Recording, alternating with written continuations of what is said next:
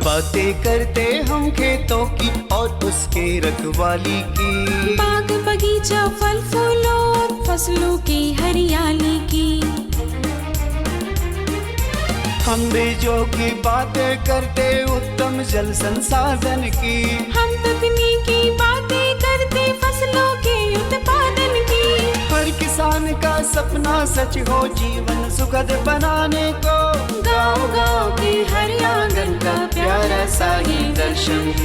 कृषि दर्शन, कृषि दर्शन, कृषि दर्शन, कृषि दर्शन, कृषि दर्शन, कृषि दर्शन, कृषि दर्शन, कृषि दर्शन। नमस्कार, जोहार। खेत खलियान कुशल किसान कार्यक्रम कृषि दर्शन में आप सभी का स्वागत है। मैं हूं नमिता। हमारे मेहनती किसान भाई बहन श्रम के देवता है, ये अन्नदाता है और हमारी पूरी कोशिश होती है कि दिन प्रतिदिन आपको विकास के पथ पर बढ़ने के लिए हम विभिन्न प्रकार की जानकारियाँ आप तक पहुँचाएं। बातों का सिलसिला जारी रखते हुए सबसे पहले देखेंगे कृषि समाचार। नमस्कार, कृषि समाचार में आपका स्वागत है। मैं हूं मृदुला। आइए देखते हैं आज कृषि समाचार में क्या है खास। वर्षा के जल को तालाब में बांधकर रखने का करें प्रबंध। पशुओं को बीमारी से बचाव के लिए साफ सफाई पर दें ध्यान। भिंडी की खेती के लिए अनुशंसित प्रभेद में लगाएं पूसा A4। अब समाचार विस्तार से। किसान भाई वर्षा के जल को तालाब में बांधकर रखने का प्रबंध करें, क्योंकि इस पानी से खरीफ फसल को सुखाड़ से जहां बचाया जा सकता है, वहीं रबी फसलों की बुआई के बाद आंशिक सिंचाई की जा सकती है। पशुपालक भाई दुधारू पशुओं को बीमारी से बचाव के लिए उनके आवास में सफाई पर विशेष ध्यान दें। साथ ही पर्याप्त भोजन और पीने के पानी की व्यवस्था भी करें।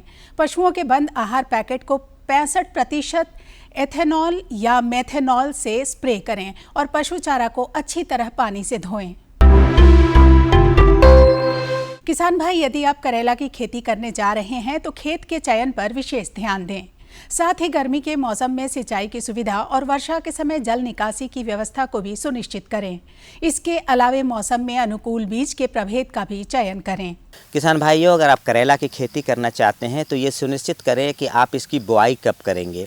साथ ही साथ खेतों का चयन बहुत महत्वपूर्ण है, क्योंकि गर्मी में सिंचाई की आवश्यकता होती है, लेकिन बरसात में जब आप खेती करते हैं तो इससे सिंचाई की आवश्यकता तो नहीं होती, लेकिन जल निकासी की व्यवस्था करना होता है। साथ ही साथ इसको स्टेकिंग की देना होता है, सहारा देना होता है, ताकि लतर ऊपर चढ़ सके। इसका आपको करना होगा। इसके लिए जब आप खेती करेंगे तो प्रभेद के चयन में भी ध्यान रखेंगे। आप जिस मौसम में खेती कर रहे हैं वो प्रभेद उस मौसम के लिए उपयुक्त हो। आमतौर पर बरसात में इसकी खेती होती है या फिर गर्मी में होती है, लेकिन पूसा दो मौसमी ऐसे किस्म है जिसका चयन आप करेंगे तो किसी भी मौसम में आप इसकी खेती कर सकते हैं। भिंडी की खेती से अधिकाधिक उत्पादन लेने के लिए 15 से 20 किलोग्राम बीज प्रति हेक्टेयर लगाएं। कतार से कतार की दूरी 45 सेंटीमीटर और बीज से बीज की दूरी 20 सेंटीमीटर रखें। बेहतर उत्पादन के लिए अनुशंसित प्रभेद में परभनी क्रांति, पूसा A4, अर्का अनामिका, वर्षा उपहार लगाएं। भिंडी की खेती के लिए जल निकास वाली हल्की दोमट मिट्टी उपयुक्त है।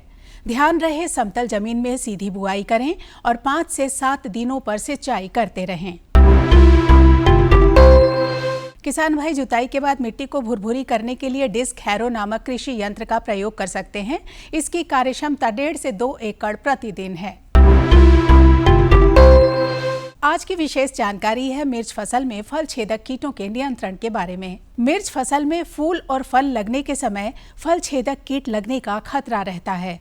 कृषक भाई इस कीट के रोकथाम के लिए प्रति हेक्टेयर 500 मिलीलीटर इंडोक्साकार्ब दवा से घोल बनाकर फसल पर छिड़काव करें। और अब एक नजर राज्य के 5 प्रमुख शहरों के मौसम के मिजाज पर।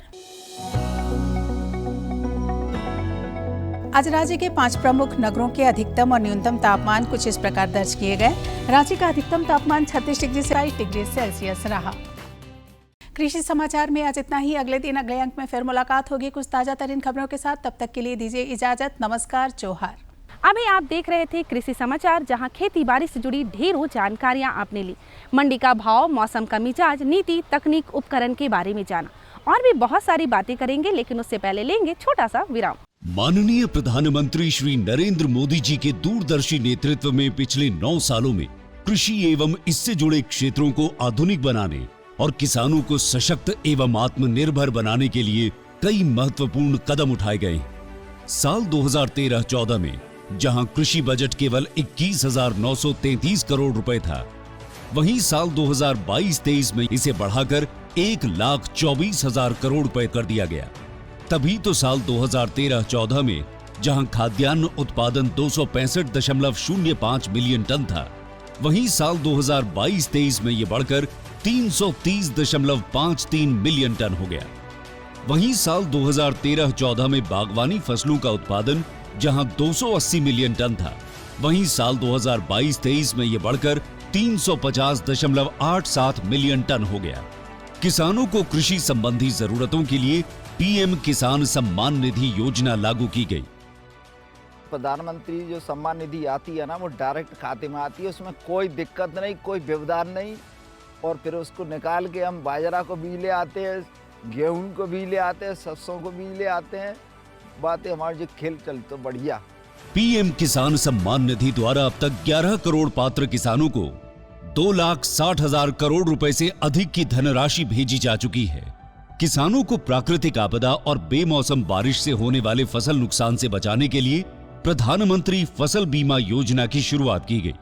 हमने 1,800 रुपये प्रीमियम भरा था। अधिक वर्षा होने की वजह से पूरी फसल खराब हो गई थी। उसका हमने इंश्योरेंस कंपनी को उनको सूचना दी और उनके प्रतिनिधि आके हमारे खेतों का निरीक्षण किया उन्होंने, और उसके बाद में फिर हमारा बीमा 2022 में 76,000 रुपये मुझे प्राप्त हुआ। प्रधानमंत्री फसल बीमा योजना के तहत अब तक 11 करोड़ 50 लाख से अधिक आवेदक किसानों को 1,35,248 करोड़ रुपए से अधिक भुगतान किया जा चुका है। साल 2014 के मुकाबले अब किसानों को दलहन, तिलहन और धान के उत्पादन लागत से 1.5 गुना ज्यादा एमएसपी दिया जा रहा है। इस बढ़े हुए एमएसपी दर पर साल 2020-21 में 2,44,159 करोड़ रुपए मूल्य की गेहूं व चावल की रबी और खरीफ फसलों की रिकॉर्ड खरीदी की गई। इसके तहत 991 लाख मीट्रिक टन से ज्यादा गेहूं व धान की खरीद की गई, जिससे 1 करोड़ 75 लाख से भी अधिक किसानों को फायदा हुआ। एग्री इंफ्रास्ट्रक्चर फंड के तहत 1 लाख करोड़ रुपए की मदद से कृषि और इससे संबंधित बुनियादी ढांचों को विकसित किया जा रहा है। AIF के थ्रू हमको लोन मिला, जिससे ये मिल चल रही है। इस क्षेत्र में ऐसी और भी मिलें हैं, और भी प्रोजेक्ट हैं जो चल रहे हैं। ये सरकार का बहुत अच्छा इनिशिएटिव है, जिससे गांव में खुशहाली आ रही है। 412,68,000 से भी अधिक किसानों को नए किसान क्रेडिट कार्ड जारी किए गए। मिट्टी में पोषक तत्वों के अधिकतम उपयोग करने के लिए किसानों को सॉइल हेल्थ कार्ड जारी करने की शुरुआत की गई। विभिन्न चरणों में अब तक 23 करोड़ से भी ज्यादा सॉइल हेल्थ कार्ड जारी किए जा चुके हैं। किसान की आय में बढ़ोतरी करने और पर्यावरण को स्वस्थ रखने के लिए परंपरागत कृषि विकास योजना को बढ़ावा दिया गया। ये गंगा के किनारे जैविक खेती करना ये बहुत ही जरूरी जो सरकार का उपक्रम है। प्रदूषण फैलता है, उससे भी उसको राहत मिलती है, और इस तरह से फसल भी अच्छी होती है और उसकी गुणवत्ता भी अच्छी होती है। खेत स्तर पर जल उपयोग दक्षता बढ़ाने हेतु सूक्ष्म सिंचाई के प्रोत्साहन हेतु प्रति बूंद अधिक फसल योजना क्रियान्वित की जा रही है। नाबार्ड के साथ मिलकर 10,000 करोड़ रुपए का माइक्रो इरिगेशन फंड भी बनाया गया है। 10,000 नए FPO का गठन किया गया है। मैं APO का डायरेक्टर हूं। मेरा FPO पूरा हो गया है। 3,02,000 रुपया किसान का है शेयर होल्डर, और 3,02,000 रुपया सरकार दी है। उससे हम लोग खाद बीज का दुकान किया हूँ। किसानों को उनकी फसल का उचित मूल्य दिलाने के लिए देश भर की मंडियों को आपस में ई-नाम प्लेटफॉर्म से जोड़ा जा रहा है। अब तक 1,000 से भी ज्यादा मंडियों को ई-नाम प्लेटफॉर्म से जोड़ा जा चुका है। ग्रामीण स्तर पर रोजगार को बढ़ावा देने के लिए राष्ट्रीय मधुमक्खी पालन और शहद मिशन की शुरुआत की गई। देश को खाद्य तेल में आत्मनिर्भर बनाने के लिए राष्ट्रीय खाद्य तेल मिशन की शुरुआत की गई। इसके तहत 11,000 करोड़ रुपए से अधिक की धनराशि से मिशन का कार्य प्रगति पर है। संवेदनशील कृषि उत्पादों की आवाजाही के लिए किसान रेल चलाई जा रही है। बहुत शीघ्र खराब होने वाली फल, सब्जियों एवं अन्य बागवानी उत्पादों की आवाजाही को सुनिश्चित करने के लिए किसान रेल का संचालन होने से किसानों को लाभ हो रहा है। कृषि को आधुनिक बनाने के लिए स्मार्ट उपकरण उपलब्ध करवाए जा रहे हैं।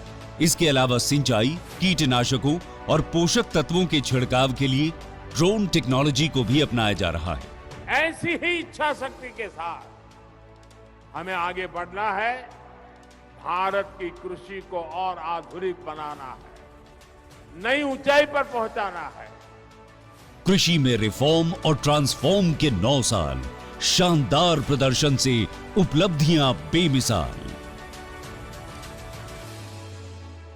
आज हम आपको बताएंगे कि कैसे हमारे किसान फल की खेती कर रहे हैं। जी हाँ, सब्जियों की खेती के साथ साथ ये किसान फलों की खेती कर रहे हैं और फल बागवानी से ये समृद्धि की ओर बढ़ चुके हैं, उनके वाहक बन चुके हैं। आपको दिखाऊंगी कि कैसे यहाँ पे पानी की समस्या है और पानी की समस्या होने से खेती बाड़ी करने में काफ़ी परेशानियों का सामना करना पड़ रहा है। तब इन्होंने निर्णय लिया कि ये क्यों ना फल की बागवानी करें और फलों की खेती से इन्हें काफ़ी लाभ हो रहा है। यहाँ तक कि ये 2 गुना 4 गुना लाभ भी उठा रहे, क्योंकि फलों को उपजाकर ये उसका अच्छा मूल्य प्राप्त कर रहे हैं। अच्छी जीवन चाहिए, सेहत को बेहतर बनाना है तो फल का सेवन करना अति आवश्यक होता है। तो बिना देर के चलिए आपको भी लिए चलते हैं अपने इन किसानों के पास और देखते हैं इनकी मेहनत। कृषि केवल फल और सब्जी उपजाने को ही नहीं कहा जाता।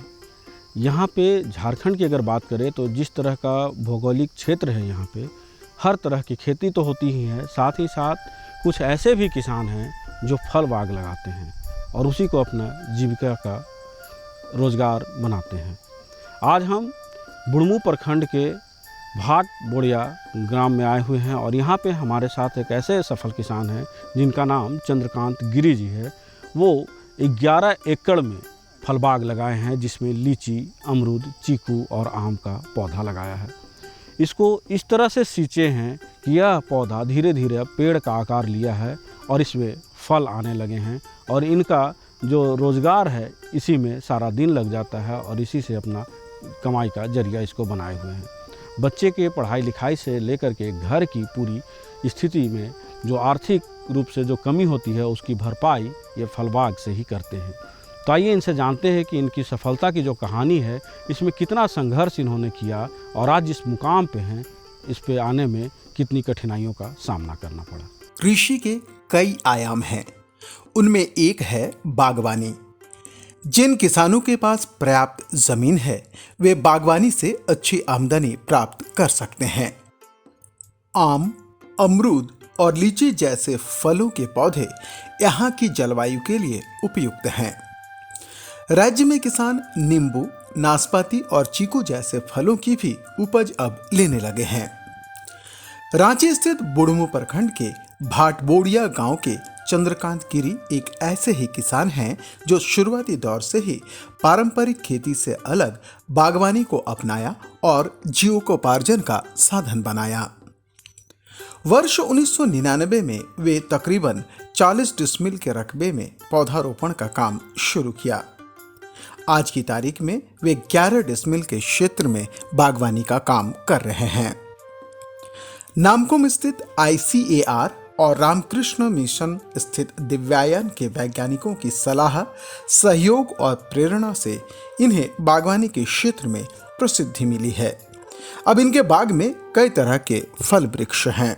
यहाँ पर लगभग 11 एकड़ ज़मीन है और 1999 से पौधरोपण फल पौधा का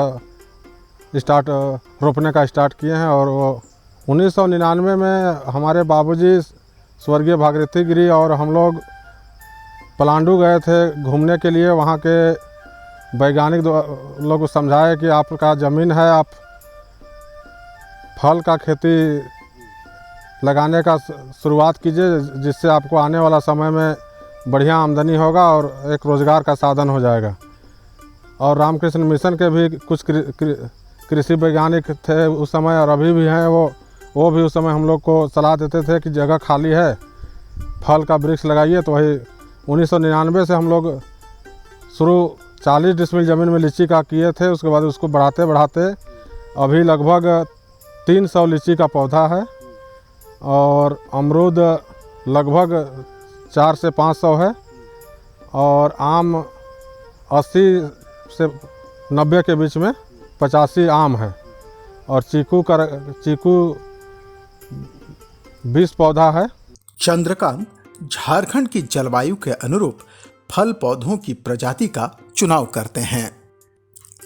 उनके बाग में शाही और चाइना प्रजाति के लीची के वृक्ष हैं, जबकि अमरूद के लिए उन्होंने इलाहाबादी किस्म के पौधों का चुनाव किया।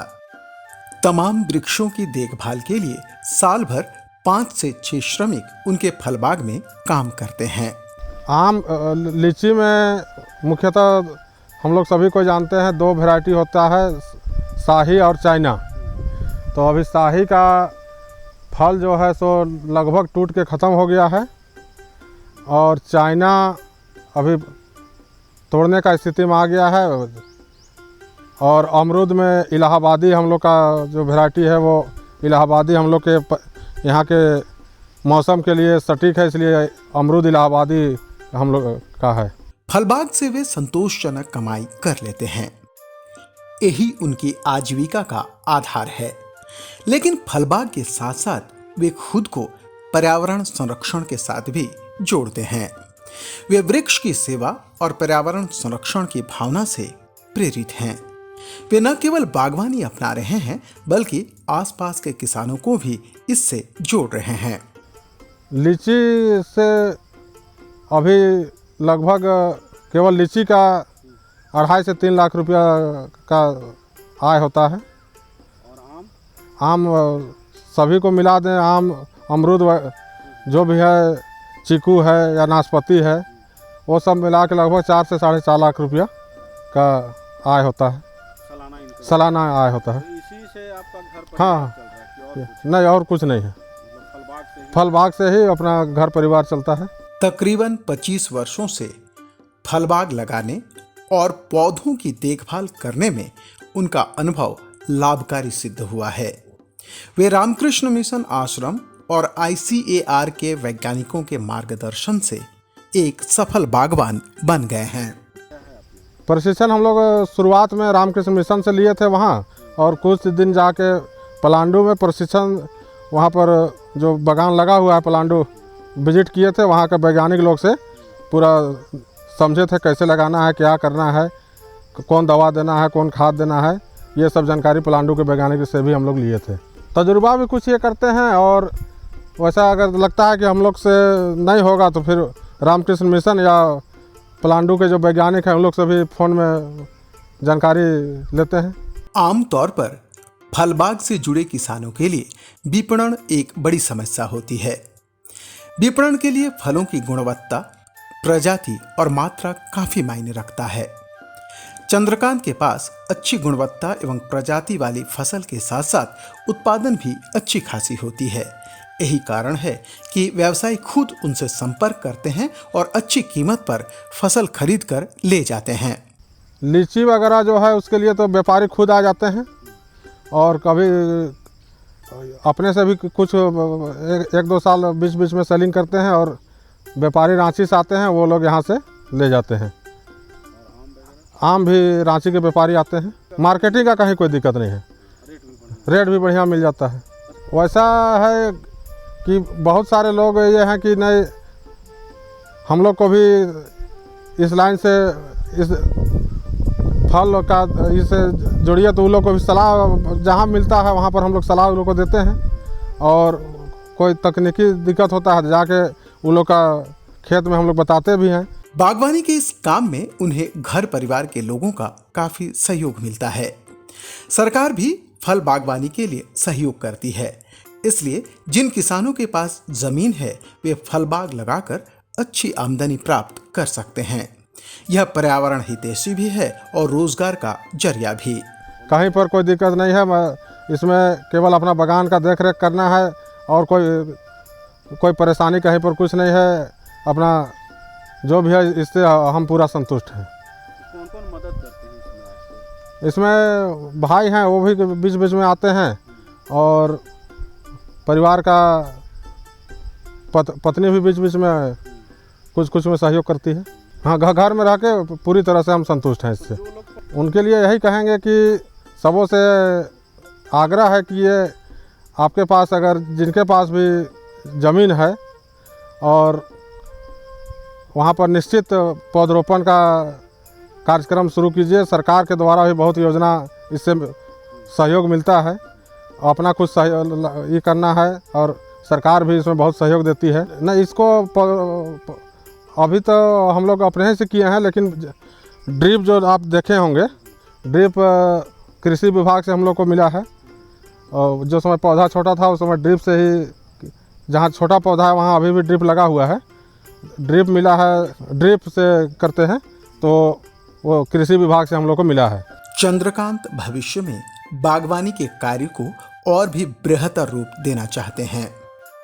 हालांकि वे आम, लीची, अमरूद, चीकू, नाशपाती, नींबू जैसे फलों को अपने खेत में उपजा रहे हैं, साथ ही साथ वे सागवान, महोगनी और गंभार जैसी इमारती लकड़ी वाले फल वृक्ष भी लगा रहे हैं।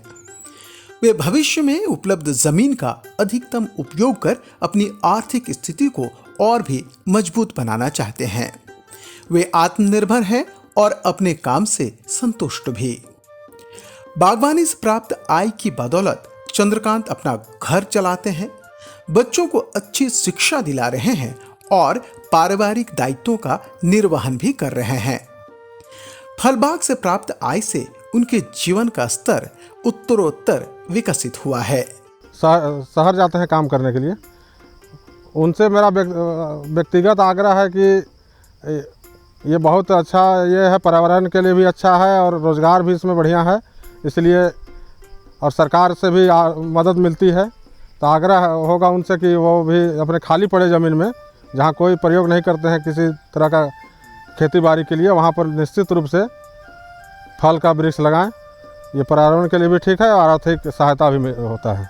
भविष्य कुछ और खाली पड़ा ज़मीन है, उसमें धीरे धीरे इस फल बाग ही बढ़ाएंगे लगाने का।